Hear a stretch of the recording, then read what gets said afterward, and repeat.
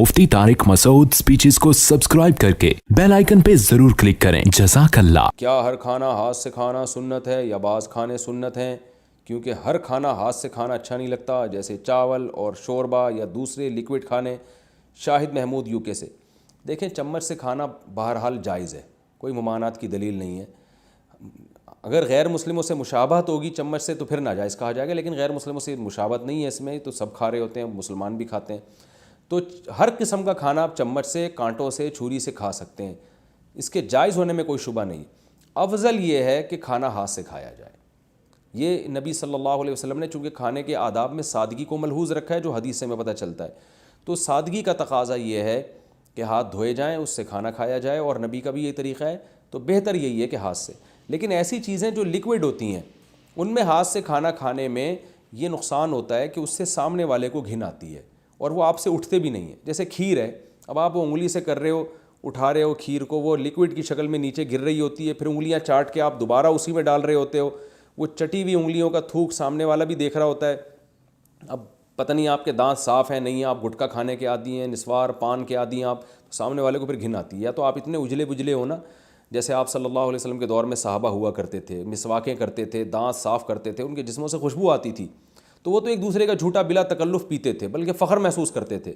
आज आपको पता नहीं होता सामने वाला पता नहीं कौन से जुर्सुमे लेके मुंह में घूम रहा है, दांत कभी ज़िंदगी में इसने साफ़ किए। वैसे तो शादी में जाने से पहले ऐसे नीट क्लीन खुशबू के स्प्रे करके चमक रहे होते हैं, अंदर से पता नहीं कैसे होते हैं, ये अल्लाह को ही पता होता है, या इनकी बेगम को पता होगा कि अंदर से बंदे का, अंदर से मुँह का हाल क्या है इनका।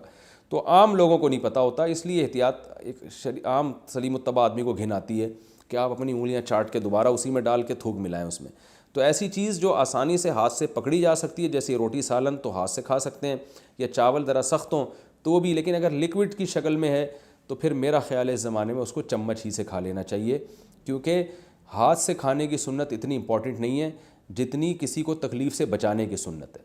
इसकी मिसाल ऐसे है जैसे ढेले से इस्तिंजा करना सुन्नत है और तिब्बी लिहाज से भी बहुत मुफीद है।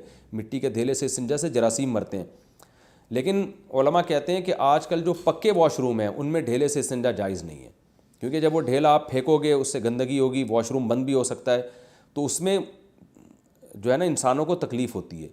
तो इंसान को तकलीफ़ देना ये हराम है और ढेले से इस्तिंजा करना सुन्नत है। तो हराम काम से बचना तो ज़्यादा ज़रूरी है ना, हराम काम से बचने के लिए सुन्नत को छोड़ा जा सकता है। तो ऐसे ही लिक्विड चीज़ अगर आप उंगली से खा रहे हैं और चाट चाट के उंगलियां डाल रहे हैं उसमें, और वो गिर भी रहा है कपड़ों पे भी, तो इसमें सामने वाले को भी तकलीफ़ है, आपको भी तकलीफ़ है, तो ऐसी चीज़ को चम्मच से खा लेना चाहिए।